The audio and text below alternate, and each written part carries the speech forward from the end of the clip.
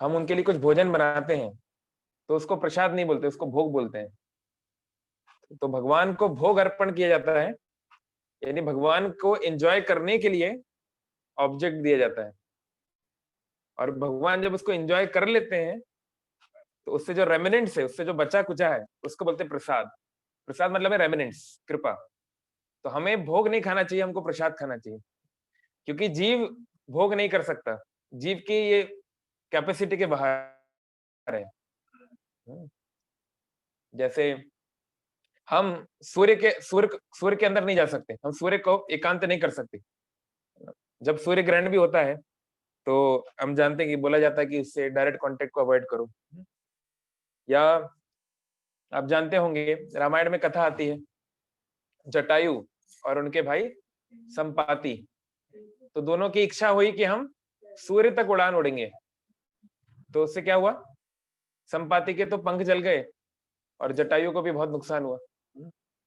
ऐसे हनुमान जी की एक बार इच्छा हुई बचपन में, उन्होंने सोचा कि शायद कोई फ्रूट है ये, तो वो उसकी तरफ जा रहे थे, फिर इंद्र ने वज्रपात किया, तो इससे उस समय उनका नाम था मारुति, मरुत नंदन या अंजनेया। लेकिन जब वो नीचे गिर गए तो उनकी हनु, इसको बोलते हैं हनु, हड्डी हनु को टूट गई, तो हनु टूट जाने को बोलते हैं हनुमान, इसलिए उनका नाम पड़ गया हनुमान, जिसकी ठिड्डी जो है वो टूट गई हो, ऐसे को बोलते हैं हनुमान। तो वो नाम पॉपुलर हो गया। और क्योंकि उनका जो शरीर है उसको इंद्रदेव ने आशीर्वाद दिया कि मेरे वज्र का भी उस पर कोई असर नहीं पड़ेगा। मेरा आपका जो शरीर है ये वज्र से भी कठोर बन जाएगा, इसके ऊपर ब्रह्मास्त्र का भी कोई असर नहीं होगा, इसलिए उनका नाम पड़ गया वज्रांग। हिंदी वालों ने कर दिया बजरंग एक्चुअली वो है वज्रांग संस्कृत में, जिसका अंग जो है वज्र के समान है। तो ऐसे हमारी कुछ लिमिटेशंस हैं as individual living beings, as जीवास हमारी कुछ लिमिटेशंस है ना। हम गॉड को कॉपी नहीं कर सकते। जब कृष्ण 7 साल के थे तो अपने बाएं हाथ की सबसे छोटी उंगली के तर्ज पे, उसके एंड पे उन्होंने पूरा पर्वत उठा लिया। हम तो ये टेबल भी नहीं उठा पाएंगे 7 मिनट तक। तो इसलिए कुछ चीजें होती हैं उनको अनुसरण करना चाहिए, अनुकरण नहीं करना चाहिए। मीन्स उसके पद से इंस्पिरेशन लेना चाहिए, लेकिन उसको ब्लाइंडली इमिटेट नहीं करना चाहिए, नहीं तो बहुत उसके घातक परिणाम होते हैं। तो भगवान को हम जो अर्पण करते हैं वो भोग है, और भगवान से जो मिलता है वो प्रसाद है। तो इस श्लोक में बोल रहे हैं, जे ही संस्पर्श जब होगा, तो इस संसार में हम लोग भी भोग करना चाहते हैं। हर व्यक्ति चाहता है कि कैसे मैं आनंद में रहूं, उसमें कुछ गलत नहीं है, क्योंकि वेदांत सूत्र ही बोलता है आनंदमयो अभ्यासात, कि जीव का कर्तव्य है, जीव का ये नेचर है कि वो आनंद में रहना चाहता है। कोई भी व्यक्ति दुख में नहीं रहना चाहता। हम इतनी पढ़ाई क्यों करते हैं, ताकि हमें अच्छी जॉब मिल सके। तो अच्छी जॉब या अच्छा बिजनेस हम क्यों करना चाहते हैं, ताकि हम बहुत सारा पैसा कमा सकें। और पैसा हम क्यों कमाना चाहते हैं, क्योंकि उससे हमें लगता है कि हमें ऐसी चीजें मिलेंगी, ऐसी सिचुएशन हमारी लाइफ में आएगी कि हम आनंद में रह पाएंगे, है ना। जैसे आज से कुछ साल पहले जिम्बाब्वे में एक रिसेशन आया था। तो रिसेशन इतना घातक हुआ कि सरकार समझ नहीं पाई क्या करे क्या ना करे, तो बहुत सारे वो लोग प्रिंट करने लगे, पैसे छापने लगे। तो हालत इतनी खराब हो गई कि आप लाखों लाखों जिम्बाब्वियन डॉलर लेके जाएंगे तो एक केला मिलेगा आपको। 10 सपोज आप इमेजिन करिए 10 लाख रुपए का एक केला अगर आपको मिलने लगे तो कैसी हालत होगी। या फिर जब वर्ल्ड वॉर 2 चल रहा था, तो जर्मनी में सिक्के की कीमत इतनी कम हो गई कि सिक्का बेच के आपको जो मिलेगा, सिक्का धातु का है, मेटल का बना हुआ है, तो उसकी कीमत जो है वो सिक्के के मूल्यांकन से ज्यादा है। यानी जैसे 10 रुपए का कॉइन है, तो अगर आप अभी कॉइन को बेचोगे आपको सपोज 30 पैसा मिलेगा। तो कभी इन्फ्लेशन इतना बढ़ जाता है, या हमारे चार्टर्ड अकाउंटेंट बैठे हैं, वो ज्यादा समझा पाएंगे किस तरीके से हो जाता है। तो ऐसे सीन में लोग क्या करते हैं, पैसा फेंकते हैं। मतलब पैसा वो लोग रखना नहीं चाहते, उसे कचरे की तरह फेंकते हैं। क्योंकि पैसे का मूल्य तब है जब वो हमें आनंद के लिए कुछ फैसिलिटी दे सके, वो रिसोर्सेस हमको दे सके, है ना। अगर वो, जैसे हमारे बीच में ये हुआ था 1000 के और कौन सा नोट, 500, 500, 1000 और 500 का नोट बंद हो गया था। तो अब आपके पास कितने भी 1000 और 500 के नोट हैं, वो रद्दी के अलावा किसी काम के नहीं है ना, क्योंकि वो आपको वो नहीं दे सकते जो आप चाहते हो। तो आनंद में रहना तो जरूरी है, लेकिन हम जो सोचते हैं आनंद का तरीका है eat drink and B Mary, खाओ पियो ऐश करो, इट डजंट रियली वर्क। क्यों? क्योंकि भगवान बोल रहे हैं जे ही संस्पर्श जब होगा, ऐसा भोग, ऐसा एंजॉयमेंट जो कि स्पर्श से जा मतलब जन्म होना, ऐसा भोग जो कि स्पर्श करने से जन्म होता है। तो हमारे 5 प्रकार की ज्ञान इंद्रियां हैं, कौन कौन जानते हैं? हाथ उठाइए। 5 knowledge acquiring senses. Okay, one. Maybe I will prove one. You can tell one. Eyes. Yes, Satyam. Ears. Vivekanand, you know? Nose. Okay. Skin. और एक और? Tongue. Yes. ये नॉलेज एक्वायरिंग सेंसेस हैं। आप जो भी ज्ञान लेते हैं वो इसी माध्यम से लेते हैं, या तो आप कुछ देखते हैं, या तो आप कुछ सुनते हैं, या कुछ थोड़ा आगे जाइए, या फिर जो लोग पीछे आ रहे हैं वो आगे, आप लोग आगे जाइए, थोड़ा उनको इजी रहेगा, और थोड़ा सोशल डिस्टेंस भी अगर मेंटेन करें तो बहुत अच्छा है। ओके, तो या तो हम कुछ देखते हैं, नहीं तो कुछ सुनते हैं, नहीं तो कुछ टेस्ट करते हैं, है ना। इसी माध्यम से हम लोग इसको बोलते हैं इंग्लिश में परसेप्शन। तो परसेप्शन के माध्यम से हमें पता चलता है कि हमारी सराउंडिंग्स कैसी है। This is what knowledge is, है ना। जब हम कोई गर्म चीज को छूते हैं तो वो स्पर्श करने से हमें पता चल रहा है कि वो चीज गर्म है या ठंडी है ना। तो ये 5 नॉलेज एक्वायरिंग सेंसेस है। तो ये जो नॉलेज एक्वायरिंग सेंसेस है, इनको बोलते हैं इनके ये जो चीजें ये प्राप्त करना चाहती हैं उनको बोलते हैं सेंस ऑब्जेक्ट। जैसे आंखें देखती हैं, है ना, तो जो रूप है, फॉर्म है, वो आईज का सेंस ऑब्जेक्ट है। यानी आईज जो है वो साउंड को आइडेंटिफाई नहीं कर सकती, वो साउंड को कॉम्प्रिहेंड नहीं कर सकती, वो रूप को कर सकती है। ऐसे अलग अलग 5 सेंसेस का अलग अलग तरीका है। तो इससे हम लोग जनरली भोग करना चाहते हैं। हर व्यक्ति चाहता है कि मैं सुंदर सुंदर चीज को देखूं, है ना, और बहुत सुंदर सुंदर खाऊं, सुंदर सुंदर चीज को टच करूं, है ना, या फिर बहुत सुंदर सुंदर कुछ सुनूं। तो ये 5 प्रकार से हम लोग हैप्पी होना चाहते हैं सामान्य तौर पे। तो भगवान बोल रहे हैं इसमें एक बड़ा प्रॉब्लम है। क्या?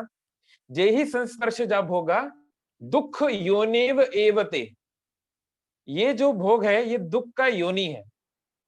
योनि मतलब होता है जो माता का जो गर्भ होता है, वुम, उसको योनि बोलते हैं। तो जैसे हम सभी कहां से आए हैं? अपनी माँ की योनि से आए हैं, है ना।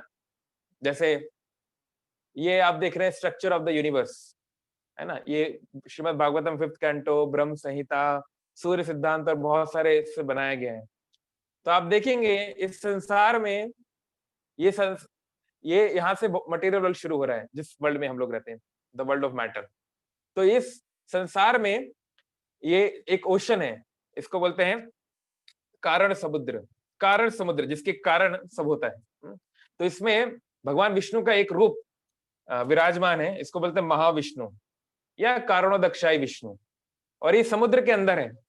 अगर आप पानी के अंदर सांस लेंगे तो क्या होगा? वो तो ठीक है, बुलबुले निकलेंगे ना, बबल्स निकलेंगे। मूवीज में नहीं देखा आपने, कोई हीरो है वो पानी में कूद जाता है तो सब लोग देखते हैं, गोली मारते हैं, वो लोग वहां गोली मारते हैं जहां से बबल्स निकल रही हैं। इतना तो देखा होगा। तो बबल्स निकलते हैं। तो ये जो बबल्स हैं इनका आकार होता है अंडाकार, एक्स शेप्ड, इसलिए इसे बोलते हैं ब्रह्मांड। ब्रह्मांड, ब्रह्म का अंड, है ना। एक ब्रह्मा जिस अंड के नेता हैं, जिसके हेड ऑफ इंचार्ज हैं, उसको बोलते हैं ब्रह्मांड। तो ऐसे अनंत ब्रह्मांड महाविष्णु के शरीर से निकलते हैं। ऐसे इन्फिनाइट यूनिवर्सेस हैं ह्यूमन कैलकुलेशन से। तो ये यूनिवर्स में आत्माएं आती कैसी हैं? वो आत्माएं आती हैं महाविष्णु के ग्लैंड से, इसलिए इस ग्लैंड को बोलते हैं शंभु, और इस अंड को बोलते हैं योनि। तो हम सभी जो हैं, जो आते हैं विष्णु से, तो हम सभी शिव और शक्ति के मिलन से ही आते हैं। यानी शिव जी और दुर्गा देवी हम सबके माता पिता हैं, कोई और तरीका नहीं आने का इस संसार में। इसलिए शिव जी का जो लिंग होता है ना, उसकी वर्शिप होती है। बहुत सारे लिंग हैं, यहाँ पर भी लिंगराज है ना। और दुर्गा देवी की या आदि शक्ति के योनि की वर्शिप होती है ऐसे बहुत सारे टेम्पल्स हैं। तो योनि से हम सब आए हैं, यानी योनि मतलब सोर्स, जिससे सब बच्चा आता है, हम लोग आते हैं, कोई चीज आती है। तो बोल रहे हैं ये जो हमारा एंडेवर है परसेप्शन के द्वारा, स्पर्श के द्वारा आनंद भोगने का, ये दुख की योनि है। इसका क्या मतलब हुआ? दुख योनि एवते, इसका क्या मतलब हुआ? हाँ, इससे केवल दुख मिलने वाला है, इससे दुख आएगा। जैसे एक औरत, एक इंसानी औरत के गर्भ से कंगारू पैदा नहीं हो सकता, ऐसा तो कभी नहीं हो सकता कि एक महिला है उसके गर्भ से शेर पैदा हो गया, ऐसा तो नहीं होगा। हम बोलते हैं कि शेर जैसा बालक है, पर वो शेर तो नहीं है एग्जैक्टली, नहीं। तो ऐसे ही अगर दुख की योनि है तो दुख की योनि से सुख नहीं आ सकता। तो क्यों ऐसा क्यों बोल रहे हैं कृष्ण? आदि, आदि मतलब शुरुआत, अंत यानी खात्मा, आदि अंतवंत तू कौनते, हे कुंती पुत्र। ये जो सुख होता है इसका आदि होता है, चलो आदि है तो बहुत अच्छी बात, लेकिन अंत भी हो जाता है तुरंत या शीघ्र ही। ना तेषु रमते बुधा, और जो बुद्धिमान मनुष्य है वो इसमें रमण नहीं करते, वो इसमें अपनी चेतना को नहीं लगाते। तो इसका क्या मतलब हुआ? इसका मतलब ये हुआ कि भगवान ये बोल रहे हैं कि संसार के तथाकथित सुख में दो प्रॉब्लम्स हैं। क्या प्रॉब्लम्स हैं? कि पहला, वो कंटिन्यूअस नहीं है। इस संसार का सुख जो है उसको कंपेयर किया गया है हाबू डुबो।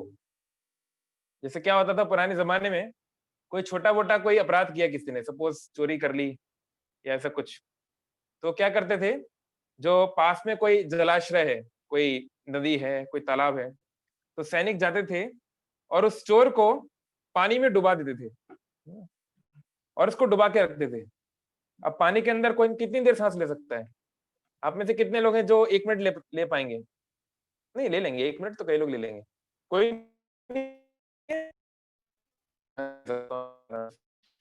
2 मिनट, 2 मिनट वाले बहुत कम है, हालांकि रिकॉर्ड्स बहुत ज्यादा है, इससे कहीं ज्यादा है, लेकिन 5-10 मिनट से ज्यादा नहीं रख पाएंगे, बहुत महान व्यक्ति होंगे तो भी। तो वो लोग उसको अंदर रखते थे जब तक कि वो बिल्कुल मरने वाला ना हो, बिल्कुल जब उसकी सांस खत्म होने वाली है तब उसको बाहर निकालते थे। तो बाहर निकल के इसको कैसा लगेगा? हाँ जी, वो तो ठीक है। आपको कैसे लगता है उसको, किस तरह उसको, उसकी क्या फीलिंग्स होगी इस समय? उसके लिए मान लो वही, यानी जैसे बोलते हैं ना, प्यासे को पानी मिल गया या रोमियो को जूलियट मिल गई, आप जो एक्सप्रेशन करना चाहो, वही उसके लिए सबसे बड़ी चीज है। उस समय ना उसको सोना चाहिए, ना चांदी चाहिए, ना घर चाहिए, ना पत्नी चाहिए, ना कुछ नहीं, उसको केवल सांस चाहिए, नहीं? तो उसके लिए वो सबसे बड़ा आनंद है। लेकिन हम लोग यहाँ तो सब आनंद ले रहे हैं, हम लोग सब आनंद ले रहे हैं क्या? हम भी तो सांस ले रहे हैं, लेकिन हमको आनंद लग रहा है? नहीं लग रहा। तो इस संसार का जो सुख है रिलेटिव है, द्वंद है उसमें। जो कोरोना क्राइसिस सारे संसार के लिए समस्या है, वो कुछ लोगों के लिए आनंद का मार्ग है। कुछ लोग का बिजनेस अच्छा चल रहा है ना?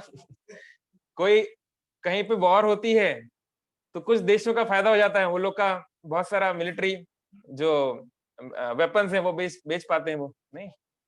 तो इस संसार में एक व्यक्ति का सुख दूसरे का दुख हो सकता है, और एक का दुख दूसरे का सुख। तो इसलिए संसार में सुख जो है वो कोई कॉमन डिनोमिनेटर नहीं है, उसको आप जनरलाइज नहीं कर सकते। तो शिला प्रभुपाद उदाहरण देते थे, तो इस संसार का सुख कैसा है, अब उसको सांस लेने दिया थोड़ी देर के लिए, तो इसको बोलते हैं हाबू, बंगाली एक्सप्रेशन है हाबू। तो थोड़ी देर सांस लेने देते हैं, कुछ पल सांस लेने देते हैं, फिर दोबारा पानी में डाल देते हैं, फिर पानी में डाल के फिर उसकी हालत खराब हो जाती है, फिर जब वो मरने वाला होता है फिर उसको बाहर निकाल देते हैं, क्योंकि मारना नहीं है, जिंदा पकड़ना है। और फिर वो बहुत हाफता हाफता फिर उसको डाल देते हैं। ऐसा कई बार करते हैं जब तक कि उसको सबक ना सीख जाए। तो उसे बोलते हैं हाबू डूबो, हाबू डूबो। तो ये है इस संसार की सिचुएशन, कि हमें लगता है कि हम लोग हैप्पी हैं, बट इस संसार का जो सुख है वो क्या है? वो दो दुखों के बीच का अंतराल है बस। दुख ही दुख आते हैं, बीच में थोड़ा सा अंतराल हो जाता है तो हम सुख समझने लगते हैं ना। जैसे पहले के जमाने में क्या होता था, 1990s की बात है, कि जब तक सचिन तेंदुलकर क्रीज पे होता था तब तक कुछ उम्मीद होती थी। एक बार तेंदुलकर आउट तो विकेट गिरते जाते थे लगातार लगातार। फिर मान लो बीच में कोई आ गया, मुझे अभी भी याद है 2003 का वर्ल्ड कप, कितने लोगों ने देखा था लाइव? कोई है यहाँ? अच्छा, अधिकतर लोग नहीं थे उस जमाने में। ठीक है, तो इंडिया एक बहुत लंबी चीज कर रहा था, 350 रन बनाने थे, तो ऑलमोस्ट हार हो चुकी थी। तो आशीष नेहरा आया, एक बॉलर था, लास्ट में आया, उसने चौके मार दिए, तो लोग एकदम उत्साहित हो गए, अरे वाह ये हो गया, वो हो गया, ये कर देगा, वो कर देगा। लेकिन कोई भी बुद्धिमान मनुष्य जानता है कि ये ज्यादा देर नहीं टिकने वाला। और फिर वो आउट हो गया। तो ऐसे ही क्या होता है संसार में, कभी कभी लगता है कि वाह अब सब कुछ सेटल हो गया है, अब तो चीजें सेटल हो गई है, अब मैं लाइफ में सेट हूं। पर लाइफ सेट कभी नहीं होती। कभी कोई ना कोई अनसेटल करने के लिए आ गया था।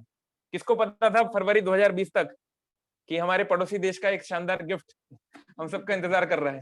किसी को पता था?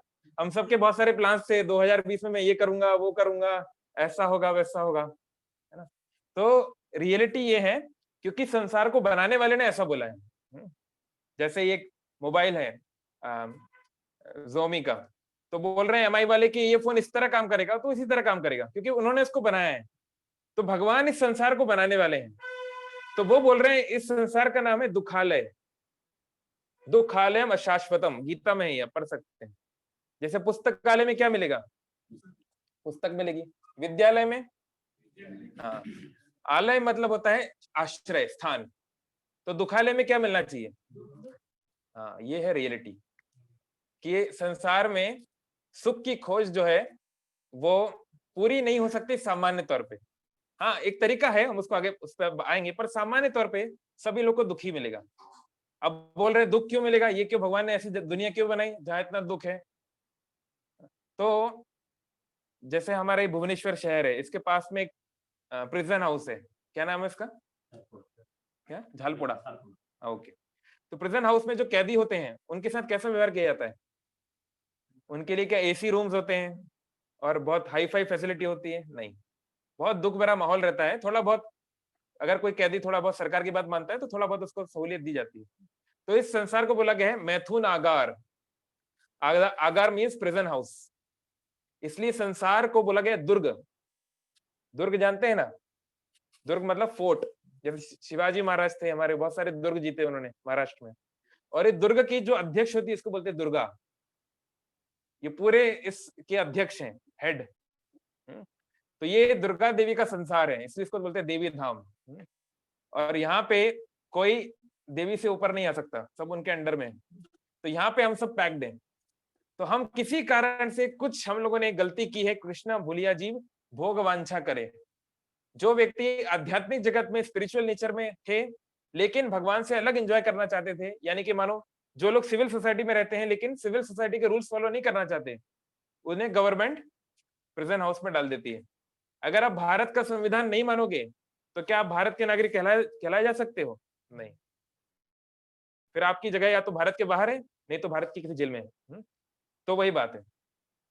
तो यहाँ पे भगवान बता रहे हैं कि, और इसी चीज का और ज्यादा रेफरेंस बताया गया कि कैसे हम इसको कैसे समझ सकते हैं।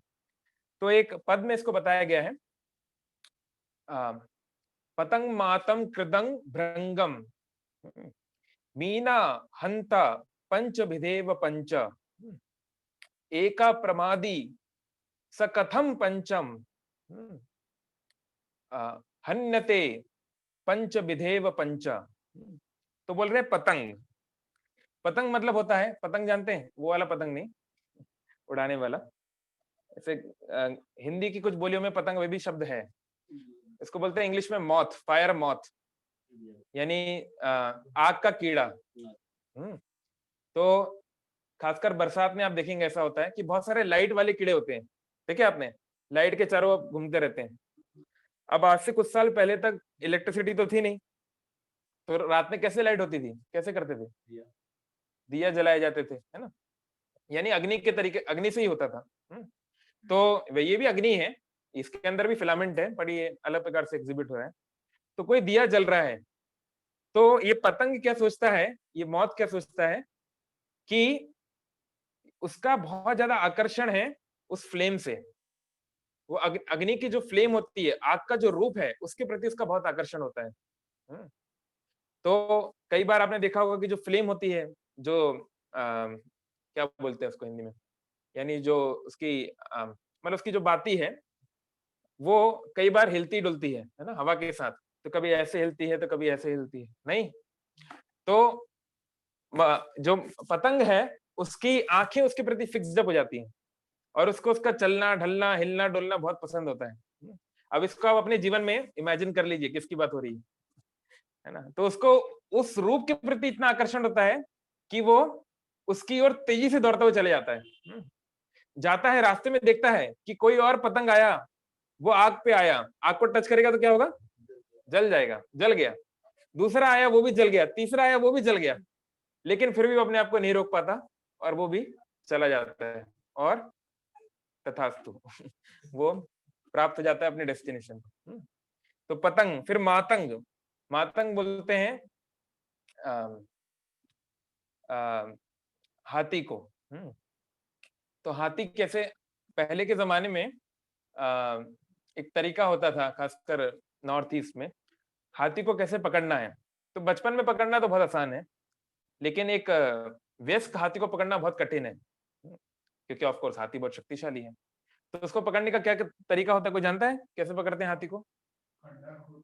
हाँ तो उसके लिए क्या करते हैं, हाथी को पकड़ना है। अब हाथी से आप शारीरिक रूप से नहीं जीत सकते, पर जैसे कहावत है, pen is mightier than sword. मन की शक्ति जो है शरीर की शक्ति से ज्यादा प्रबल होती है। तो शारीरिक रूप से तो हाथी से नहीं लड़ सकते, लेकिन उसको घुमा सकते हैं दूसरे तरीके से। तो क्या करते हैं, महावत लोग जो होते हैं उनके पास एक शी एलिफेंट होती है, एक मादा हाथी, जिसको वो पूरा ट्रेन करते हैं। और वो लोग जंगल में एक बहुत बड़ा गड्ढा करके रखते हैं और उसको बहुत बढ़िया तरीके से घास से बिछाते हैं, ऊपर से बांस से बिछाते हैं, पूरा बिछा के रखते हैं। और मादा हाथी को पता है कि यहाँ पे गड्ढा है। तो अब ये मादा हाथी जाती है उस हाथी के पास में, और पास में जाके उसको फ्लर्ट करती है, उसको अलग अलग चाल ढाल ये वो करके उसको अट्रैक्ट करती है। तो हाथी भी बड़ा खुश हो जाता है कि वाह देखो, हंसी तो फंसी तो वो सोचता है कि ये मेरे से अट्रैक्ट हो गई है। उसको क्या पता था कि रियलिटी क्या है। तो वो जाता है उसके पीछे पीछे, और वो पहले आराम से धीरे धीरे जाती है, फिर वो तेज दौड़ने लगती है। तो ये भी तेज दौड़ने लगता है। तो उसे कई जगह घुमा फिरा के, अब उसको पता है कि गड्ढा कहाँ पर है। तो बढ़िया मादा हाथी क्या करती है, साइड से आके गड्ढे के इस तरफ आके खड़ी हो जाती है बिल्कुल आराम से। और ये बिल्कुल शाहरुख खान की तरह हाथों में हाथ डाल के ये जा रहा है, इसको तो पता नहीं आगे क्या है। तो जैसे ही पैर पड़ता है बांस पे, तो इतना वेट नहीं झेल पाता बांस, और धड़ाम नीचे। अब नीचे जाने के बाद बहुत शोर शराबा करता है, ये क्या हो गया, प्यार में धोखा ऐसा कैसे हो सकता है। तो बहुत सारी आवाज करता है, हाथ पैर मारता है, लेकिन कोई इसकी कोई बात नहीं सुनता। कोई बिल्कुल बिल्कुल उनको कोई मतलब ही नहीं है। वो लोग घर चले जाते हैं, कल आते हैं, अगले दिन फिर आते हैं आराम से। तब तक वो हाथ पैर मार के थोड़ा थक गया है, तो थोड़ा और चेक करते हैं। तो उसको डंडा वंडा देके अभी अगर वो तेवर दिखाता है, अभी भी थोड़ा मुड़ मुड़ करेगा, तो और छोड़ देते हैं, 2-4 दिन और उसको मरने देते हैं पूरा। जब बहुत कमजोर हो जाता है तो थोड़ा सा उसको कुछ देते हैं, कुछ केला दिया, कुछ खाने की वस्तु दी, पर एक चीज खाने का देते हैं, एक डंडा मारते हैं। एक केला मिलेगा, एक डंडा पड़ेगा, एक केला पड़ेगा, डंडा पड़ेगा, ऐसे करके उसका मनोवैज्ञानिक रूप से उसके ऊपर जीत जीत जाते हैं वो, है ना। वो बेचारा इतना साइकोलॉजिकली इतना डम हो गया है, तो वो बिल्कुल समझ जाता है कि यही लोग मेरे पारने वाले हैं, यही लोग मेरे सब कुछ हैं। तो बहुत दिन तक इस प्रकार से उसको करके फिर वो क्या करते हैं, मिट्टी डालना शुरू करते हैं। अब मिट्टी डालना वो शुरू करते हैं, जैसे जैसे मिट्टी डालती है लेवल ऊपर आता है और धीरे धीरे हाथी बाहर आता है, और अब ये पूरी तरह इनका गुलाम बन चुका है। अब जो महावत बोलेगा वही करेगा वो। तो ऐसे हाथी को पकड़ा जाता है मातंग। तो हाथी कैसे पकड़ा गया, पतंग कैसे पकड़ा गया था, पतंग की मृत्यु कैसे हुई, रूप को देखकर। वो देखना चाहता था कुछ, और हाथी की मृत्यु हुई स्पर्श करने के चक्कर में। वो मादा हथिनी को छूना चाहता था और उसकी बड़ी कीमत चुकानी पड़ी। फिर पतंग मातम कृदंग, यानी कि हिरण, यानी बारहसिंगा, बहुत स्पेसिफिकली। तो बारहसिंगा को कैसे पकड़ा जाता है, तो बारहसिंगा को पकड़ने के लिए शिकारी क्या करते हैं, अगर ऐसे पकड़ने जाएंगे तो बहुत मुश्किल है, बहुत फास्ट भागता है वो। तो वो बहुत ही मधुर संगीत बजाते हैं, फ्लूट, बहुत मधुर संगीत। और बारहसिंगा जो होता है वो म्यूजिक के प्रति बहुत अट्रैक्टेड होता है। वो संगीत सुन के एकदम स्तब्ध हो जाता है, बिल्कुल शांति से सुनने लगता है, बहुत आराम से, इस प्रकार से। तो क्या करते हैं शिकारी लोग, जो एक अच्छा फ्लूट बजा सकता है उसको लाते हैं, और वो बहुत देर तक फ्लूट बजाता है। और बारहसिंगा शुरू में थोड़ा सतर्क होता है, पर धीरे धीरे वो समझ जाता है कि बहुत अच्छा कुछ चल रहा है, बढ़िया है, और वो सुनने लगता है आराम से। वो सुन के आराम से रिलैक्स होने लगता है। फिर थोड़ी देर के बाद, आधे घंटे बाद, 1 घंटे बाद, दूसरा शिकारी आता है पीछे से और उसके ऊपर वार करता है, उसको पकड़ता है इस प्रकार से। तो ये जो बारहसिंगा हिरण है, इसके मृत्यु का कारण क्या बनता है? सुनने की इच्छा। ये उसके कारण बनती है, उसके दुख का कारण। फिर हुआ टंग। तो टंग के लिए 2 एग्जाम्पल है, पर यहाँ पर है मीन। मीन मतलब होता है मछली। तो मछली के लिए खाने के लिए बहुत कुछ है, इतना बड़ा नदी है, इतना बड़ा समुद्र है, बहुत कुछ है खाने के लिए उसके पास। लेकिन जो अच्छे मछुआरे होते हैं, वो जानते हैं मछली को अट्रैक्ट कैसे करना है। तो वो अपना जो हुक डालते हैं या जो अपना जो बेट डालते हैं, उसमें कुछ तड़क फड़क वाले रंग यूज करते हैं, जैसे ऑरेंज या मतलब लाइटिश ब्लू, इस तरीके के, जो मतलब आराम से उसको थोड़ा अलग लगने चाहिए, थोड़ा फॉरेन एंटिटी जैसा लगना चाहिए। तो खाने के लिए बहुत कुछ है, लेकिन घर की मुर्गी दाल बराबर। तो मछली को लगता है कुछ और ट्राई करना चाहिए, ये बढ़िया मूव हो रहा है इधर उधर, कुछ कुछ स्पेशल लग रहा है। तो मछली पूरे आनंद में जाती है खाने के लिए, लेकिन खुद खाना बन जाती है नहीं। तो ऐसे अत्यधिक जिह्वा के ऊपर अनियंत्रण के कारण मछली की मृत्यु का कारण बनता है। अब बचा एक और क्या है? ये हो गया नाक का, हाँ, स्मेलिंग। तो स्मेलिंग का एग्जाम्पल है बम्बल बी। बम्बल बी मतलब भवरा, यानी कि जो मोटा वाला, जो हैवी वाला, जो मधुमक्खी होता है वैसा। तो बम्बल बी क्या करता है? बम्बल बी के अंदर वैसे बहुत स्ट्रेंथ है, वो हो सकता है आप लकड़ी भी थोड़ा सा काट दे, लेकिन क्या होता है, बम्बल बी की कमजोरी है कमल की फूल की सुगंध।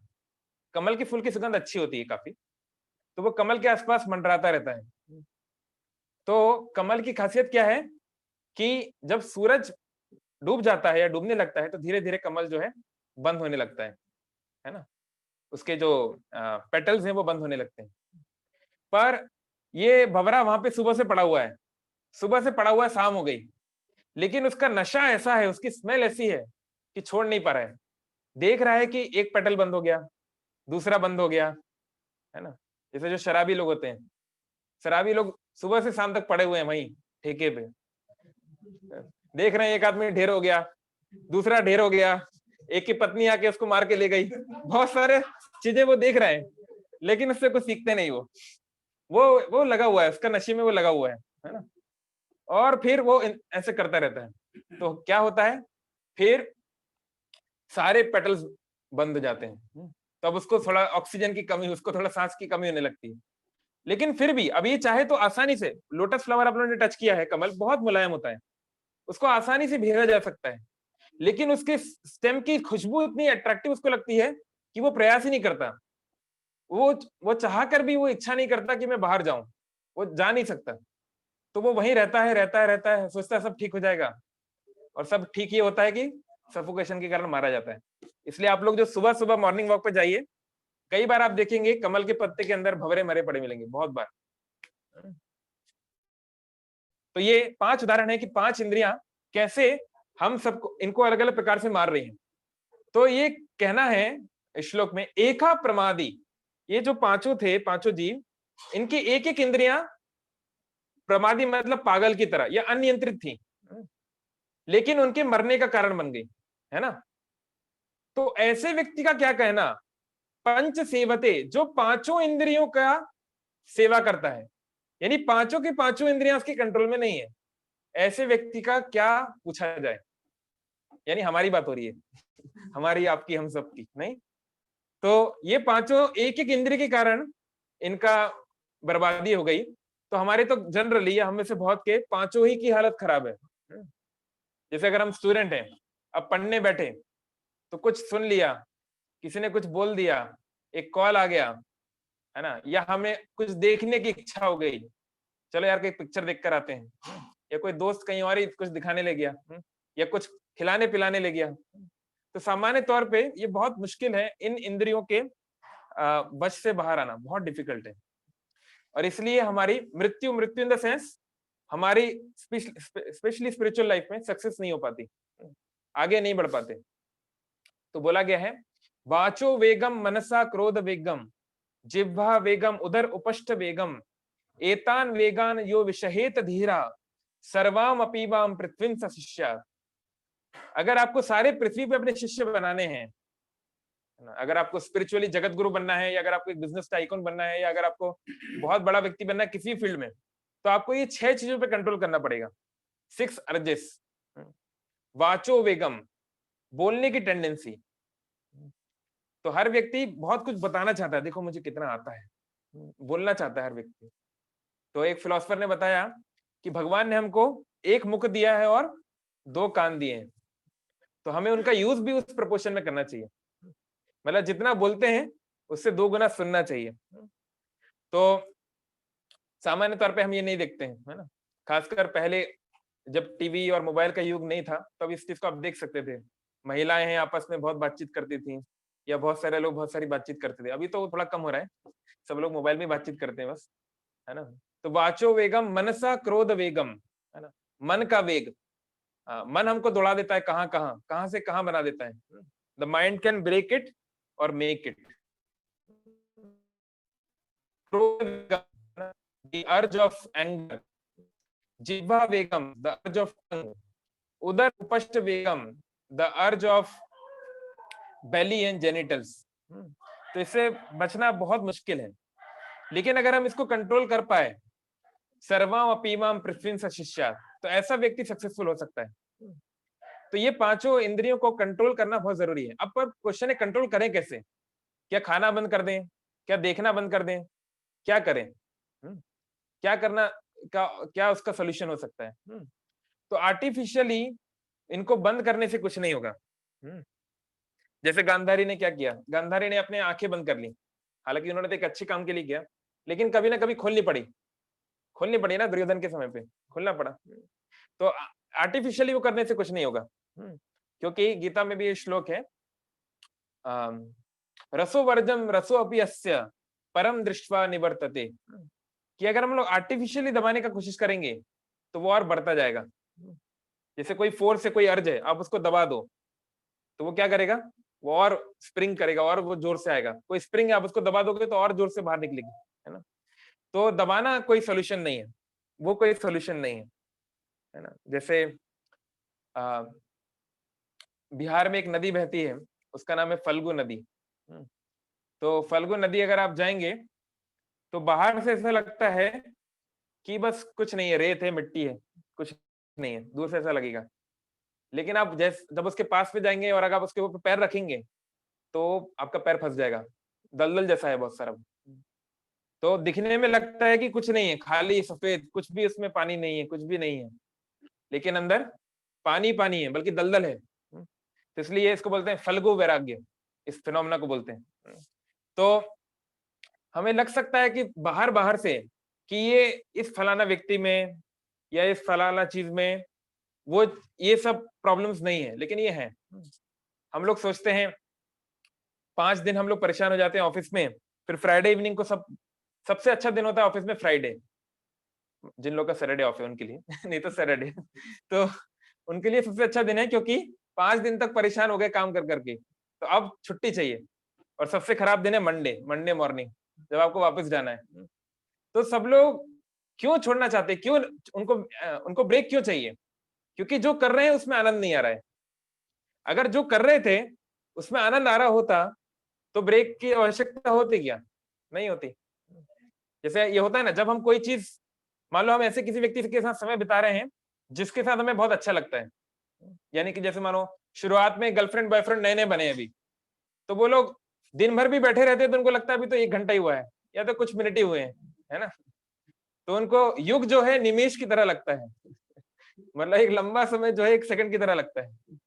लेकिन कई साल गुजर जाते हैं, फिर पति पत्नी एक दूसरे को देख के बोर हो जाते हैं कई बार, तो युगाई तम निमिषेना तो जो उनका जो एक एक सेकंड है युगों के बराबर लगता है कि कब तक साथ में रहेंगे इस तरीके से। नहीं, ऐसा होता है कि नहीं? तो हम लोग को ब्रेक चाहिए होता है, क्योंकि इसका मतलब कि हमारी लाइफ से हम लोग फेड अप हो जाते हैं, इसलिए हमको ब्रेक चाहिए। और हम लोग सिनेमा देखने जाते हैं, तो सिनेमा में क्या होता है, एक हीरो होता है, एक सुंदर हीरो होता है, एक सुंदर हीरोइन होती है, और बहुत सारी प्रॉब्लम्स होती हैं, एक विलन होता है ये वो, और उन लोग का आपस में मिलन होता है, फिर कुछ ड्रामा होगा, फिर वो लड़ेगा विलन से, और फिर वो उसको गुस्सा मारेगा, हम भी बोले हाँ दो मार, इधर से मार उधर से मार, क्योंकि हम अपने आप को उससे इमेजिन कर लेते हैं उस कैरेक्टर के साथ, तो हम अपने स्ट्रगल को उसमें देखते हैं। और फिर जब वो आखिर में सब ठीक हो जाता है and they lived happily forever, तो तालियां बजती हैं। लेकिन फिर होता क्या है, उसके बाद 3 घंटे का सिनेमा खत्म हो जाता है, फिर आपको वापस जाना है, वापस जाके वही ट्रैफिक, वही पोल्यूशन वही पति वही पत्नी, सब कुछ वही। तो ये इमेजिनेशन है, रियलिटी में ऐसा नहीं है। क्योंकि आप देख सकते हो अभी, इसका नाम क्या है, सुशांत सिंह राजपूत के केस में, जो रियल लाइफ में दिखाया जाता है, हमारे रियल लाइफ के हीरो हीरोइंस और रियल लाइफ में उनकी क्या स्थिति है। तो कहने का मतलब है कि आर्टिफिशियली ऐसे काम नहीं चलेगा, है ना, सप्रेस करने से या दिखावा करने से या ऑप्रेस करने से काम नहीं चलेगा। इसका सोल्यूशन है परम दृष्टवा निवर्तते, गिव अ हायर टेस्ट। जैसे बचपन में हम में से बहुत लोगों की टॉफी खाने की आदत थी, किसी की थी क्या यहाँ पे? मेरी थी, और किसी की नहीं थी? तो बचपन में जैसे हमारे जमाने में 1 रुपए की 4 चॉकलेट आती थी, या आप लोग के जमाने में 1 रुपए की 1 तो आती होगी कम से कम, नहीं? तो बचपन में बहुत सारे बच्चे ये सब खाते हैं, वो बहुत आदत लग जाती है, बहुत बार मम्मी डांटती भी है। लेकिन जब अब आपके पास बहुत सारा पैसा है, मुझे याद है एक जमाने में मैं सोचता था जब मैं पैसा कमाऊंगा तो खूब टॉफी खाऊंगा, खूब पानी पूरी खाऊंगा। लेकिन जब पैसा कमाया तो हम लोग नहीं खाया, क्यों? हाँ, हाँ, क्योंकि अब खाने के लिए कुछ और बेटर चीजें हैं। अब स्टारबक्स है, आपके पास बड़े बड़े पिज्जा हट है, आप वहां पे खा सकते थे। तो अब आपका टॉफी चेंज हो गया है, नहीं? जब मेरी बहन छोटी थी तो उसके पास एक आर्टिफिशियल किचन था, मतलब प्लास्टिक किचन, इतना सा थी, उसमें गैस सिलेंडर भी था, स्टोव भी था, ये वो बहुत सी चीजें थी, है ना, और भी चीजें थी, जेसीबी ये वो, बचपन में हम सबका रहता है। या डॉल है, मान लो किसी का कोई डॉल है, किसी का कोई जीआई जोग, ऐसा कुछ। तो ऐसा कुछ सामान उसका गुम गया, कोई खिलौना, तो उसने पूरा घर सर पे उठा लिया, कहाँ गया मेरा सामान, ओ ये वो, बहुत रो रही थी, उसको कुछ भी नहीं, नहीं चाहिए, इतना परेशान हुई। तो अब मेरी बहन काफी बड़ी हो गई है, तो अब तो वो उसके बारे में पूछती भी नहीं है, कहाँ गया मेरा किचन, अभी कहाँ गई मेरी गुड़िया, पूछती भी नहीं है। क्यों क्यों नहीं पूछती? ये बड़ा वाला किचन है, असली किचन है ना, अब असली की गुड्डी गुड्डी के साथ जीवन में खेलना पड़ता है, नहीं? कहने का मतलब है कि ये जो मैच्योरिटी है, ये जो हायर टेस्ट है, ये आसानी से लोअर टेस्ट को छोड़ देता है। आप बच्चे को समझाओ, नहीं बेटा ये तुम ये वाला खिलौना दे दो, मैं तुम्हें दूसरा दे दूंगा, वो कभी नहीं मानेगा, वो बहुत परेशान होगा। तो उसको एक बेटर खिलौना देना पड़ेगा, तब वो उसको छोड़ सकता है धीरे धीरे। तो ऐसे ही हमारी जो इंद्रियां हैं उसको आप एकदम से चेंज नहीं कर सकते, उसका एकदम से उसकी प्रोपेंसिटी को, उस प्रोपेंसिटी को रीडायरेक्ट करने की आवश्यकता है। यानी कुछ भी छोड़ने की आवश्यकता नहीं है, उसको सही दिशा में जोड़ने की आवश्यकता है। मान लो हमारे अंदर बहुत सारी काम वासना है, बहुत ज्यादा लस्ट है, किसी भी लड़की को देख के मन फिरक जाता है, किसी लड़की को किसी लड़की को देख के मन फिरक जाता है, तो आप उसको सप्रेस नहीं कर सकते, सप्रेस करेंगे तो वो और बढ़ जाएगा। तो उसको एक बेटर एंगेजमेंट देने की आवश्यकता है। तो बेटर एंगेजमेंट क्या है कि चैतन्य चरितामृत में मेंशन है, कृष्णेन्द्रिय प्रीतिवांछा धरी प्रेम नाम, आत्मेन्द्रिय प्रीतिवांछा व्हाट इज दैट, तारे बोली काम। कि अभी हम लोग प्रयास कर रहे हैं अपनी इंद्रियों को संतुष्ट करने का, we want to please our senses, हम अपने 5 सेंसेस को हैप्पी करना चाहते हैं, नहीं? लेकिन जो व्यक्ति अपने सर्कल ऑफ कंसर्न को बढ़ा लेता है, उसका सर्कल ऑफ इन्फ्लुएंस भी बढ़ जाता है। आप ये जानते हैं ना, सर्कल ऑफ कंसर्न है, सर्कल ऑफ इन्फ्लुएंस। समान तौर पे व्यक्ति केवल कंसर्न है अपने बारे में, अहम ममेति, मैं और मेरा घर साफ सुथरा रहे, बाकी सड़क में कितनी गंदी हो, देश में कितनी गंदगी हो, मुझे उससे कोई मतलब नहीं। और क्योंकि मेरे परिवार के लोग मेरे शरीर से जुड़े हैं, इसलिए उनका बस ठीक रहे, बाकी दुनिया जाए तेल लेने। तो ये बोलते हैं स्वार्थ का जीवन। लेकिन जो लोग क्या करते हैं, अपना सर्कल ऑफ कंसर्न बढ़ाते हैं, जो थोड़ा ज्यादा सोचते हैं कि ठीक है, शायद पूरा भुवनेश्वर मेरा घर है, पूरा ओडिशा मेरा घर है, या पूरा भारत मेरा घर है। तो जैसे जैसे व्यक्ति का सर्कल ऑफ कंसर्न बढ़ता है, उसका सर्कल ऑफ इन्फ्लुएंस बढ़ता है। उसको जब दूसरे लोग देखते हैं कि हाँ ये हमारे लिए भी काम कर रहा है, तो वो भी उसको अपने परिवार का सदस्य मानते हैं। जैसे हमारे प्राइम मिनिस्टर है मोदी जी, तो बहुत सारे लोग हैं जो उन्हें अपने परिवार के सदस्य के रूप में देखते हैं, क्योंकि वो उनके परिवार के लिए भी कार्य कर रहे हैं। तो ऐसे सर्कल ऑफ कंसर्न बढ़ाने से सर्कल ऑफ इन्फ्लुएंस बढ़ता जाता है। तो ऐसे ही ऐसे बहुत से लोग हैं जो अपनी सेल्फिशनेस को कम करते हैं। कैसे? दूसरों के लिए कुछ काम करते हैं। सपोज कोई व्यक्ति इन्वायरमेंट के लिए कुछ कर रहा है, कोई व्यक्ति भूखे बच्चों के लिए कुछ कर रहा है, कोई समाज के लिए कुछ कर रहा है। तो जैसे जैसे इसका ये बढ़ता है सर्कल ऑफ कंसर्न, उसकी खुद की जो सेल्फिश डिजायर्स हैं, उसके ऊपर उसकी जो ध्यान है, उसका जो मेडिटेशन है, वो कम होता जाता है ना? जैसे जब आप अकेले हो, जब जब तक आप बैचलर हो, आप केवल अपने बारे में सोचते हो, मैं, मेरा करियर, ये वो। फिर शादी होती है तो पत्नी है, फिर बच्चे हैं, उनका भी ध्यान रखना पड़ेगा। तो धीरे धीरे बढ़ता जाएगा, आपको सबका ध्यान रखना पड़ेगा। ये नहीं बच्चा भूखा मार रहा है और आप बढ़िया पिज्जा हट खा रहे हो, ऐसा नहीं हो सकता। आपको उसका भी ध्यान रखना पड़ेगा। तो ऐसे जैसे जैसे आप इस कंसर्न को बढ़ाएंगे, आपकी खुद की समस्याएं आपको कम लगने लगेंगी, इतनी बॉदर नहीं करेंगी। और यही सर्कल जो है, इसका परफेक्शन क्या है? इसका परफेक्शन एक बहुत अच्छे उदाहरण से बताया गया है। सपोज आप एक तालाब के पास गए या किसी वाटर बॉडी पे गए और आपने एक पत्थर फेंका, तो क्या होगा? क्या होगा वहां? हाँ, वेव्स आएंगी, तरंग, सर्कुलर। तो सपोज इन्होंने, सुधीर रंजन ने एक पत्थर फेंका तो वहां पे सर्कल्स आए। फिर उनके भाई आए कुछ देर के बाद, उन्होंने दूसरी जगह पे एक पत्थर फेंका, तो क्या होगा? हाँ, दोनों अलग अलग तरंग बनेंगी और एक दूसरे से टकराएंगी। तो क्या होगा? इनका जो मैग्नीट्यूड था वो कम होगा, इनका भी मैग्नीट्यूड कम होगा और धीरे धीरे टकरा के दोनों खत्म हो जाएंगी। नहीं? तो ये हमारे साथ भी होता है। हर व्यक्ति अलग अलग जगह पे पत्थर फेंक रहा है, यानी हर व्यक्ति का सेंटर ऑफ लाइफ अलग अलग है। हर व्यक्ति स्वार्थी है, खुद को ध्यान में रख के वो दुनिया को देखता है।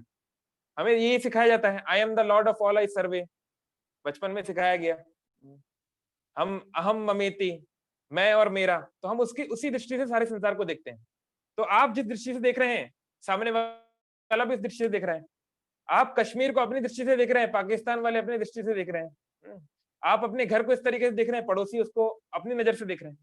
तो हमको लगता है हमारा नजरिया सही है, उसको लगता है हमारा नजरिया सही है, इसलिए दोनों में घर्षण होता है, फ्रिक्शन होता है, दोनों में क्लैशेस होते हैं।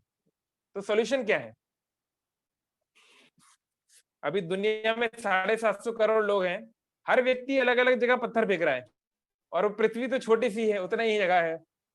अब इतने सारे पत्थर अलग जगहों पे जाएंगे तो क्लैशेस तो होंगे, अंतरराष्ट्रीय स्तर पर, राज्यों के बीच में, है ना? कई बार राज्यों के बीच में प्रॉब्लम्स होती रहती है। अभी महाराष्ट्र और कर्नाटक के बीच चल रहा है ना? या एक राज्य में ही, एक शहरों के बीच में, नहीं तो कम से कम पड़ोसियों के बीच में, और कई बार आजकल तो घर में ही भाई भाई के बीच, माता पिता के बीच, है ना? तो इसका सोल्यूशन क्या है फिर? एक जगह पर हाँ, जहां सुधीर रंजन ने पत्थर फेंका था, अगर उनका भाई भी उसी जगह पे पत्थर फेंक दे तो क्या होगा? हाँ, इसको बोलते कॉन्सेंट्रिक वेव्स। कॉन्सेंट्रिक सर्कल पढ़ा ना आपने बचपन में? कॉन्सेंट्रिक सर्कल्स कभी भी एक दूसरे को टच नहीं करते, तो वो हम बढ़ता जाएगा, एक दूसरे को सपोर्ट करता जाएगा। तो ऐसे ही अगर हम लोग कॉमन पॉइंट ढूंढ लें हम लोगों के बीच में, तो हमारे जो प्रॉब्लम्स है, कॉन्ट्रडिक्शंस हैं, उसको हम सॉल्व कर सकते हैं।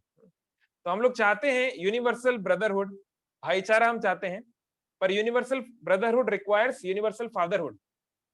मैं और प्रभु जी भाई तभी हो सकते हैं जब हम लोग एक ही माता पिता की संतान हो। हमारे माता पिता ये लगे तो हम भाई कैसे हो गए? ये तो पॉसिबल नहीं है। तो जब हम समझ जाएंगे कि हमारे कॉमन, हमारा आइडेंटिटी क्या है, हमारा कॉमन लिंक क्या है, तब हम उस तरीके से कर पाएंगे। तो इसलिए God realization is a must for self realization, है ना? जैसे व्यक्ति अगर अंधेरे कमरे में है, तो जब तक उसको बाहर से रोशनी नहीं मिलेगी, वो अपने आप को दर्शन नहीं कर पाएगा। It's not possible. इसलिए अगर हम लोग सेल्फ रियलाइजेशन चाहते हैं, या साइकोलॉजी की भाषा में सेल्फ एक्चुअलाइजेशन चाहते हैं, या सामान्य भाषा में हम लोग सक्सेस चाहते हैं, तो हमें यूनिवर्स के साथ और भगवान के साथ जुड़ना होगा, और कोई तरीका नहीं है। क्योंकि हम अपने आप में 30 मार खा अपने आप को समझते हैं, तो सामने वाला 40 मार खा समझता है। हम सोचते हैं हमने 30 खां को मार के आए हैं हम लोग। 30 मार खा मतलब 30 बड़े बड़े क्या बोलेंगे उसको, सूबेदारों को मारने वाला। तो कोई सोच रहा है मैं 40 मार खाऊं, तो 30 वाले को क्या कर लूंगा, है ना? तो हर व्यक्ति यही सोचता है। तो इसलिए उसका कोई सोल्यूशन नहीं है। सोल्यूशन यही है कि जब हम अपने से केवल अपने आधार पे दुनिया को देखना बंद कर दें। मैं महत्वपूर्ण हूं, उतना ही सामने वाला व्यक्ति भी महत्वपूर्ण है, सभी लोग उतने ही महत्वपूर्ण है। इसको बोलते हैं संस्कृत में आत्मवत सर्वभूतेषु। सभी लोगों को अपने समान समझना, अपने जितना ही महत्वपूर्ण समझना।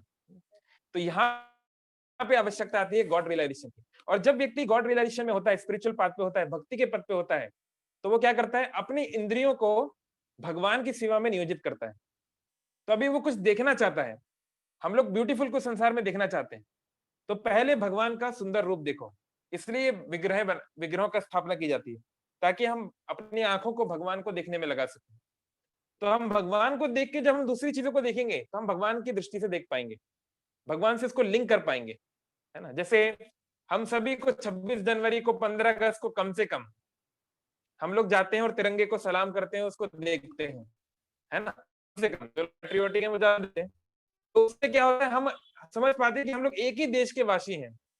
बचपन में प्रेयर्स गाइए ना, हम सब भारतवासी भाई बहन हैं, ये सब नहीं गाते थे आप लोग स्कूल में। तो वो कॉमन लिंक ढूंढना पड़ेगा।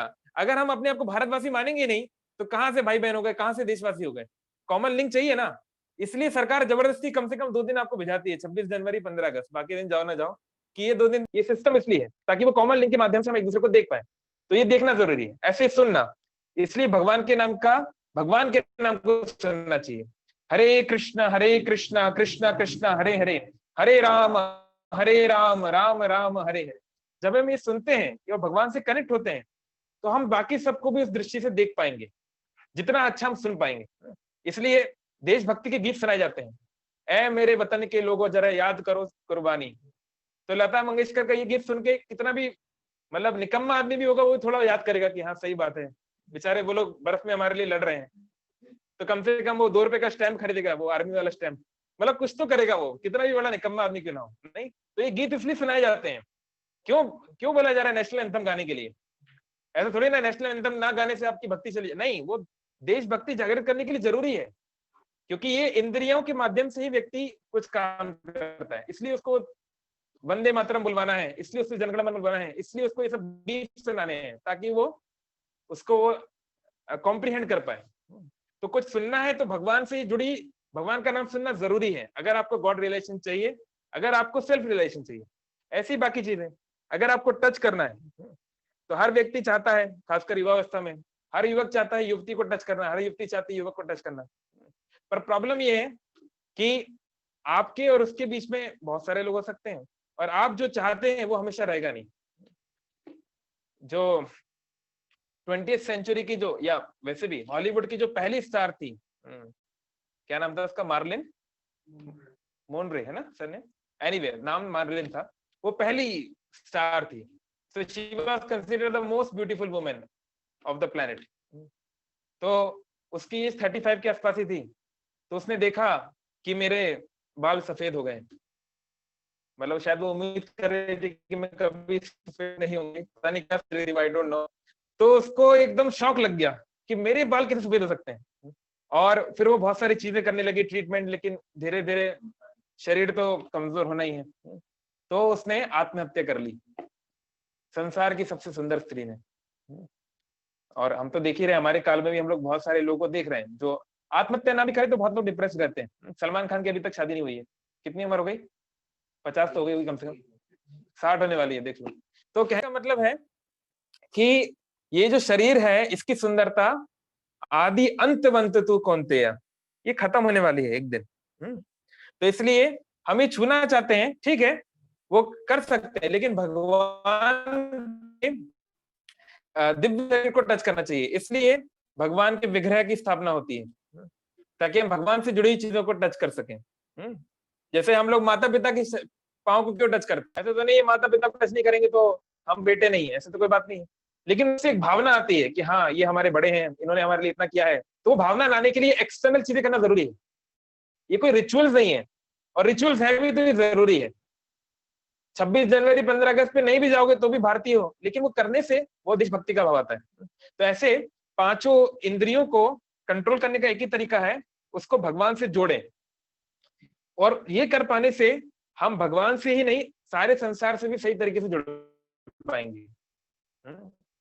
तो ये भगवत गीता का मैसेज है कि अगर हम लोग नहीं चाहते कि हम लोग पतंग की, हाथी की, हिरण की, मीन की, और एक और क्या था, भवरे की मौत मरे, तो अगर हम इंसान की मौत मरना चाहते हैं, मरना तो है ही एक दिन, अगर हम इंसान की मौत मरना चाहते हैं तो हमें इन इंद्रियों के ऊपर कंट्रोल करने का प्रयास करना पड़ेगा। और जैसे जैसे हम लोग कंट्रोल करने का प्रयास करेंगे वैसे वैसे हम लोग हैप्पी हो पाएंगे। क्योंकि जो लोग जितना एक्सटेंड कर पाते हैं अपने आप को, देखो भगत सिंह जो है वो भी युवा था, भगत सिंह की उम्र केवल 21 साल थी, मतलब हम में से भी शायद कोई भी 21 का तो नहीं होगा, मतलब सब उससे ज्यादा ही होंगे, तो एकदम यंग मैन था वो।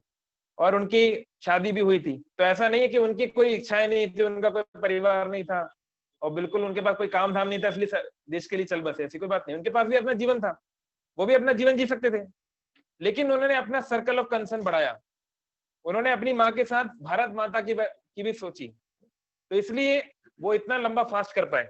आप जो देखे होंगे भरत का मूवी, आप लाइफ सुनेंगे, बहुत बड़ा फास्ट किए थे बहुत दिन तक वो। तो वो शक्ति कहाँ से मिली? वो शक्ति ऐसे मिलती है, जब हमारा फोकस बढ़ता जाता है तो हमारी शक्ति बढ़ती जाती है। तो ऐसे ही जब व्यक्ति स्पिरिचुअल लाइफ में भी जितना ज्यादा भगवान से जुड़ता जाएगा उसकी शक्ति बढ़ती जाएगी। आप देखेंगे केवल स्पिरिचुअली नहीं, इवन मटेरियली भी बहुत चीजों में बहुत सारा जो जिसको पाने के लिए व्यक्ति बहुत, जैसे पीस ऑफ माइंड है ना, एक पॉजिटिव आउटलुक है, कंसंट्रेशन है, फोकस है, हैप्पी मूड है, ये पाने के लिए संसार में लोग क्या नहीं कर रहे हैं, ये भगवान के भक्तों को ऐसे ही मिल जाता है, साइड प्रोडक्ट ऐसे ही मिल जाता है, तो ये इजीली मिल जाता है। तो इसलिए हम खुद के दूसरों के एग्जाम्पल से भी देख सकते हैं, और फिर ultimately the proof of pudding is in eating, खुद हम करके देखेंगे तो हमें खुद पता चलेगा कि जब हम लोग 5 साल पहले कैसे थे या 10 साल पहले कैसे थे और अभी कैसे हैं, तो हम अपने आप में फर्क खुद देख पाएंगे। तो सोल्यूशन ये है कि पांचों इंद्रियों को भगवान की सेवा में लगाना। ऋषि केना ऋषिकेशा सेवनम भक्ति रुच्यते। ऋषिक मतलब होता है इंद्रियां, इसलिए बोलते हैं ना शब्द होता है ऋषि, आपने सुना होगा नारद ऋषि, पर्वत ऋषि। ऋषि मतलब जो इंद्रियों को कंट्रोल करता है उसको बोलते हैं ऋषि। तो ऋषि के ना ऋषिकेशा, ऋषिकेश मतलब ऋषियों के ईश्वर, इंद्रियों के ईश्वर है भगवान। तो ऋषियों से, इंद्रियों से भगवान की सेवा करना ही भक्ति कहलाती है, और कुछ अलग से करने की जरूरत नहीं है, तब कोई अलग से वन में जाने की जरूरत नहीं है। पांडवों ने क्या किया, या शबरी ने क्या किया, या गजेंद्र ने क्या किया, या ध्रुव ने क्या किया, प्रहलाद ने क्या किया, अपने इंद्रियों को भगवान की सेवा में लगाया। तो इससे क्या हुआ, भगवान प्रसन्न हुए, भगवान उनको अपने आप को मैनिफेस्ट किए। नाहम प्रकाश सर्वस्य योग माया समावृता। भगवान बोलते हैं मैं सबके सामने प्रदर्शित नहीं होता, अपने आप को छिपा के रखता हूं। ये जैसे पर्दा है, ये ऐसा पर्दा है कि आप नहीं खोल सकते, योग माया का पर्दा है। उसी कृष्ण को दुर्योधन ने भी देखा, उसी कृष्ण को अर्जुन ने भी देखा, पर जमीन आसमान का अंतर है। वही विग्रह मंदिर में, वही जगन्नाथ जी पुरी में बहुत से लोग देखने जा रहे हैं और बहुत अलग अलग प्रकार से देख रहे हैं। तो संस्कृत में से बोला जाता है मुंडे मुंडे मतिर भिन्नम, हर मुंड में, हर एक सिर के अंदर अलग अलग प्रकार की मति है। तो संस्कृत में एक कथा है शुभातिशानी में कि एक बार एक बहुत सुंदर स्त्री रास्ते से जा रही थी, तो एक कामी मनुष्य ने उसको देखा, एक कामी पुरुष ने, मतलब एक सांसारिक पुरुष ने। तो वो क्या सोचा होगा, वो सोचा मेरे भोग की वस्तु जा रही है, काश ये मेरी हो जाए, ये मेरी पत्नी बन जाए। तो उस दृष्टि से उसको वो घूरने लगा। फिर पास में एक ज्ञानी व्यक्ति बैठा था। तो ज्ञानी व्यक्ति क्या करते हैं, ज्ञानी मतलब जो ज्ञान के तरीके से भगवान को जानना चाहते हैं, खुद की शास्त्रों को पढ़ के, सांख्य योग के माध्यम से, नैति नैति, नेति मतलब ना इति, ये नहीं ये नहीं। तो जो ज्ञानी था वो सोचा अरे माया आ गई, माया, आंखें बंद करो, कान बंद करो, माया आ गई, दूर जाओ, दूर दूर, सांप सांप सांप। तो जो ज्ञानी होते हैं वो लोग, जो स्त्रियां होती हैं वो पुरुष को सांप समझती हैं, और जो पुरुष होते हैं वो स्त्रियों को सांप समझते हैं। मतलब ये होता है, जो आप चले जाइए किसी ज्ञानी योग की किसी पाठशाला में चले जाइए, आपको यही सिखाया जाएगा। और वहां पे एक भक्त बैठा था, एक भक्ति योगी। तो भक्ति योगी ने क्या सोचा, भक्ति योगी ने क्या सोचा, भगवान का, हाँ, उसमें 2 स्तर होते हैं। जो प्रैक्टिसिंग भक्त हैं, जो लोग साधन भक्ति कर रहे हैं, उसको स्त्री को देखना चाहिए माता के रूप में, मातृवत परदारेषु, दूसरे की पत्नी को माता के समान देखना। पर द्रव्येषु लोष्ट्रवत, दूसरे की संपदा को कंकड़ पत्थर के समान यूजलेस समझना, मतलब उसके ऊपर गलत दृष्टि ना डालना। जैसे रास्ते में इतने कंकड़ पत्थर हैं, आपने कभी इस पर दृष्टि नहीं डाली। आत्मवत सर्वभूतेषु, सभी जीवों का अपने समान या अपने समान इंपॉर्टेंट समझना। यह पश्यति स पंडिता, जो ऐसे देखता है उसको पंडित बोला जाता है। तो जो साधन व्यक्ति, जो प्रैक्टिसिंग डिवोशन में व्यक्ति को, एक पुरुष को, इसलिए हम लोग बोलते हैं इस्कॉन में या किसी माता जी करके एड्रेस करते हैं, और दूसरे पुरुषों को प्रभु कह के संबोधित करते हैं। तो प्रभु मतलब होता है स्वामी, जो हमसे बढ़कर है। जैसे इंग्लैंड में है हाउस ऑफ लॉर्ड्स, उसका इंडियन रूपांतरण है क्या? राज्यसभा, राजाओं की सभा, राज्यसभा। तो लॉर्ड मतलब जो गॉड का रिप्रेजेंटेटिव है उसको बोलते हैं लॉर्ड। तो Lord means doesn't mean supreme Lord, इसलिए सुप्रीम लॉर्ड अलग शब्द हो गया। तो इसलिए हमें हर जीव को अपने से ज्यादा महत्वपूर्ण या आदरणीय समझना है। तो जैसे माँ है, बच्चे के लिए माँ, जैसे बोलते हैं ना, बच्चा चाहे कितना बड़ा हो जाए माँ माँ होती है। तो इसलिए दूसरे को माता या प्रभु करके संबोधित करना, यानी उनकी स्थिति को याद रखना। भले वो दिखने में कैसे भी हो, कुछ भी हो, पर हमसे तो अच्छे हैं, ये विनम्रता का भाव रखना। तो ये कल्चर है, वैष्णव कल्चर। तो ये होना चाहिए। लेकिन जो बहुत ऊंचे स्तर का भक्त है, वो देख पाता है हर स्त्री और हर पुरुष को भगवान के दास और दासी के रूप में, कि ये भी भगवान की एक दासी है। जैसे आज गोपाष्टमी है, आज राधा रानी के चरणों के दर्शन होते हैं, या अन्य गोपियों के भी चरणों के दर्शन होते हैं। तो जो बहुत उच्च स्तर का भक्त है वो समझ सकता है कि सारी जो गोपियां हैं वो राधा रानी की सखियां हैं, वो उनकी हेल्प कर रही हैं कृष्ण की सेवा में। तो ऐसे वो बहुत ऊंचे स्तर की बात है, लेकिन सामान्य तौर पे माँ की तरह देखना चाहिए। तो जो वो भक्त बैठा था, तो उसने इस प्रकार से देखा, या तो माँ की तरह या फिर एक भगवान की भक्त के रूप में, जो भी है उसने देखा। मतलब वो वहां से ना भागा, ना अट्रैक्शन होना चाहिए ना रिजेक्शन होना चाहिए। Repulsion is also the opposite side of the same coin. किसी से भागना सॉल्यूशन नहीं है। इसका बहुत बड़ा उदाहरण है रामायण में, क्या नाम है इसका, ऋषि श्रृंग। कभी और बताएंगे स्टोरी। तो ऋषि श्रृंग के पिता ने सोचा कि इसको मैं ऐसा ब्रह्मचारी बनाऊंगा, ऐसा ब्रह्मचारी कि संसार ने देखा नहीं होगा। तो उसको एक ऐसी जगह पे ले गए जहां पे कोई स्त्री आ ही नहीं सकती, पूरा आइसोलेशन, क्वारंटाइन। और स्त्री तो छोड़ दो, मादा पक्षी, मादा सिंह, मादा कुछ भी वहां नहीं आ सकता। वहां पे जो पुरुष, केवल पक्षी भी होगा तो वो मेल होगा, कुछ फीमेल आ ही नहीं सकता, ऐसा उन्होंने आयोजन करके रखा। लेकिन फिर भी नीति को कुछ और मंजूर था, होना कुछ और था, है ना। बहुत लंबी चर्चा हुई और आखिर में जो, कौन सा राज्य था वो, अंग देश के राजा, क्या नाम था उनका, एनीवे, रोमपाद की बेटी यानी श्री राम, भगवान श्री राम की बड़ी बहन शांता के साथ उनका विवाह हुआ आगे चल के। तो गौतम मुनि ने ये बात बोली उनके पिता को कि तुम्हारा बेटा ब्रह्मचारी बनने के लायक नहीं है, तुम उसको जबरदस्ती बना रहे हो। ये फोर्स, मार मार के मुसलमान बनाने वाली बात है ये। जैसे मुसलमान लोग क्या करते थे एक जमाने में, आपको मार मार के मुसलमान बना देंगे, या तो मरो नहीं तो मुसलमान बनो, दो में से एक। तो ऐसे मार मार के काम नहीं हो सकता। तो एनीवे, उनका तो सौभाग्य था, शांता से विवाह हुआ भगवान राम की बहन से। तो कहने का मतलब है, तो इस प्रकार से देखना चाहिए। तो ये तीन लोगों ने इस प्रकार से देखा, और वहां पे एक शेर बैठा था, एक सिंह। स्टोरी याद है ना, एक लड़की जा रही है रास्ते से, तो सिंह किस प्रकार से देखेगा? हाँ, सिंह के लिए ना वो काम की वस्तु है, ना वो छोड़ने की वस्तु है, ना वो भगवान की वस्तु है, वो केवल खाने की वस्तु है। वो ये नहीं देखेगा कि वो ऐश्वर्या राय जा रही है कि कोई और जा रहा है, उसके लिए एक ही है ना। तो इसलिए हमारा जो परसेप्शन है वो द्वंद वाला है, वो रिलेटिव है ना। तो ये परसेप्शन जो है ये हमको एब्सोल्यूट ट्रूथ नहीं दे सकता। We can not obtain absolute happiness by relative senses, it's not possible. तो इसलिए हमको चाहिए कि एब्सोल्यूट ट्रुथ के साथ अपना संपर्क बनाए, जो जो हमारा रिश्ता जिंदगी के साथ भी और जिंदगी के बाद भी ऐसा संबंध बनाए तो अच्छा रहेगा। ठीक है, हरे कृष्णा। किसी का कोई क्वेश्चन, कोई कमेंट? आगे फोन उसमें है क्या, देखो चैट बॉक्स में।